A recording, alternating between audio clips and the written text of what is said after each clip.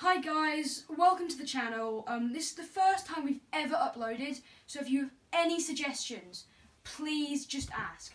So today I am going to be reviewing set 75256 Kylo Rens Shuttle.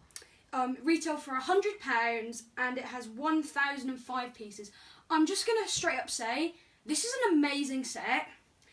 If you think you're going to like this, you will like this. There's literally nothing I can think that's wrong with it. As someone who can't buy Lego like all the time, like some of the really big creators, I was not disappointed at all with my purchase. Okay, so let's go on with it. The standard First Order Stormtrooper is a really great minifigure. You probably already have one, but they are great to get.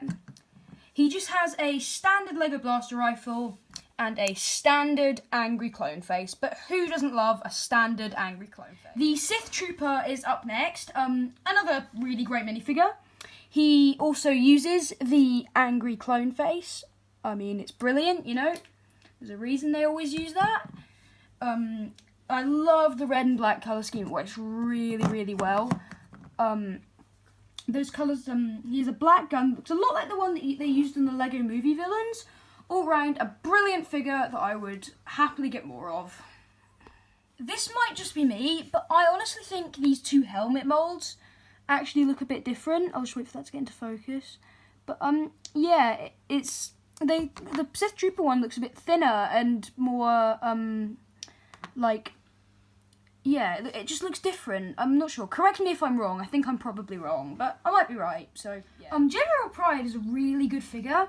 Normally I would complain about the lack of leg printing, but here I don't think he needed it. He uses the Doctor Who hairpiece. He has a dual-sided face with a kind of meh-looking face on one side and a absolutely evil face on the other. He has a standard black blaster pistol. First of the Knights of Ren. This is a really good figure. He uses the really nice new hood piece in black. This goes for the Kylo Ren minifigure as well, but they both use the old, harder style of cape. He has a metallic-looking face that it looks awful without the hood. I just do not like that. Yeah, not nice. But yeah, he has printing down the whole of his body, and he uses a really big axe with a nice new colouring of the lightsaber hilt in the middle. Just in case you were wondering, he does have printing on his back. Absolutely brilliant. Here is the second Knight of Ren, looking very menacing with his awesome helmet and worrying lack of a face. Yep, he has no face. His printing continues down the whole of his body with some really cool grenades printed on. He also comes with a thermal detonator and a really cool looking hammer. Yeah, it's really nice looking. I really like that. He also has printing that continues on his back. Last, but certainly not least, is the amazing Supreme Leader Kylo Ren figure. His helmet with the cracks is brilliant, and that chainmail armour that goes down his entire body is so detailed. Under his helmet, you can kind of see that he has a kind of content face on one side, and an absolutely furious face on the other. Again, the old type of cape, not sure why they did that, but yeah, he has the standard Red Cross lightsaber and some printing on his back. Here they all are together, great figure selection. When they came out, most of the minifigures were exclusive to the set, apart from the Stormtrooper, but now the only exclusive figures are General Pride and those two Knights of Ren.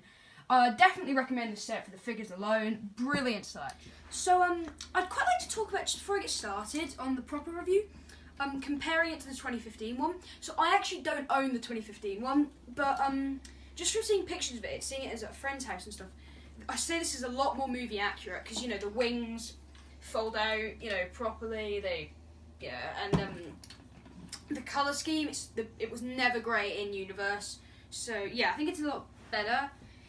As you could probably see there, it is very swooshable, very, very swooshable, and the wings, I don't even have to really turn the thing for the wings to fold out, yeah, and the wings, they work like, see this thing back here, if you open that up, swish that down there, open that up, swish that down there, it's in landed position, which I actually don't really like the look of.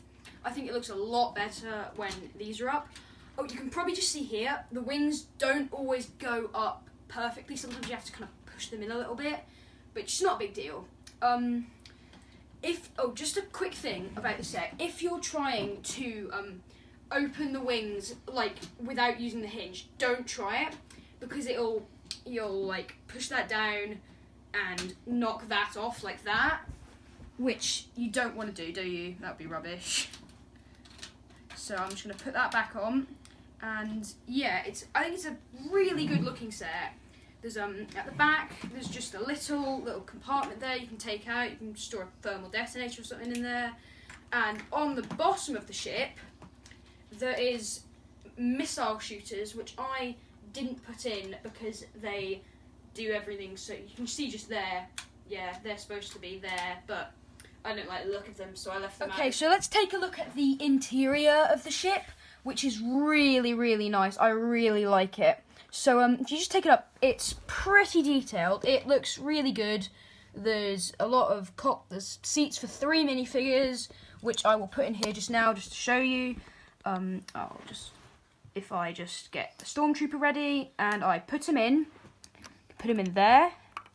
And you might think, oh, but the weapons, they, don't have anywhere to put them. You have a place to store them on the wall. You can just store Kylo Ren and a Knights of Ren's weapon up there or something.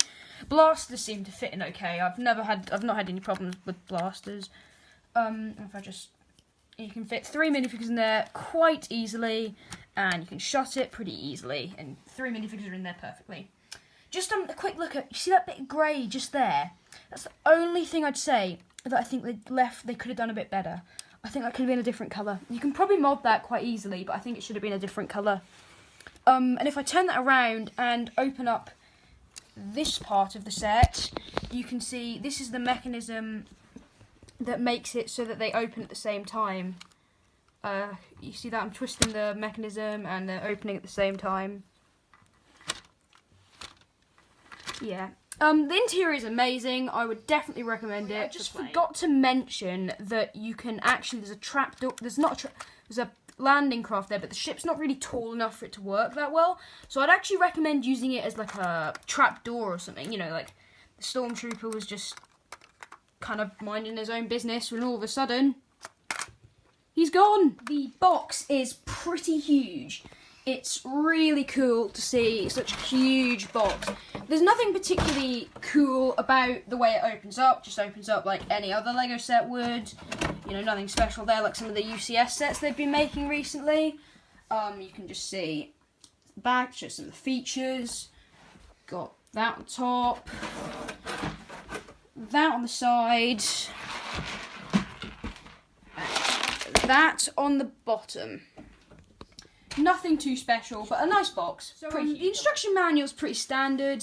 No mistakes as far as I can tell. The build was fun. It wasn't at all repetitive, so I had good fun with that. At the back of the thing, you can see that it's advertising Lego Life, all the minifigures that are in all the sets, and all the sets. Yeah, pretty cool. So my conclusion about this set is this is great for display because it's a really good looking model. It's great for play. This is a model you really will just not regret getting. With brilliant minifigures and a really nice build, it's a must buy. If I'm sounding overly positive, that's because this is the sort of set you should be overly positive about. I love this set so much. Thanks for watching. Again, if you have any suggestions, we would love to improve.